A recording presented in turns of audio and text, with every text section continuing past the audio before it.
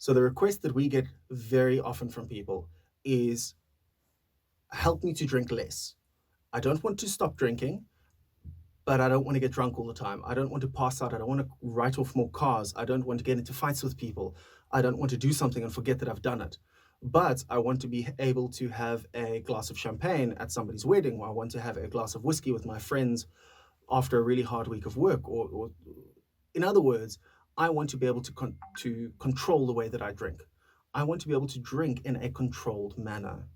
Now, for years, everybody would have told you that this isn't possible. It's wrong. You can't do it. You've got to get away completely from the alcohol or from whatever substance you're using. And again, as an aside, this doesn't relate only to alcohol. This can be anything. It can be a behavior. It can be a substance. It can be something that you are doing that you don't want to do as much of, or you don't want to partake in as excessively. You want to bring it back under wraps. So what you're essentially talking about in a case like this is that you don't want to abstain from a particular action. You don't want to abstain from drinking. So abstinence is out of the way. All that's left is harm reduction.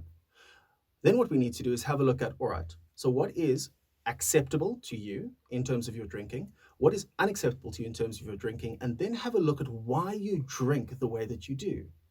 For example, you might be drinking to cope with certain situations. You may be dealing to cope with core belief systems. You may be drinking for reasons that are to compensate for issues that you're busy having. Now, if you're drinking reactively, you're drinking to cope, and you are drinking for all the wrong reasons, well, then it's not fun. Now, often people want to have a glass of champagne because they want it to be fun. They want it to contribute to an experience. If that's what you want, but that's not how you're busy living at the moment, then we need to take away the reasons, or rather treat and deal with the reasons behind why you drink to the point of detriment.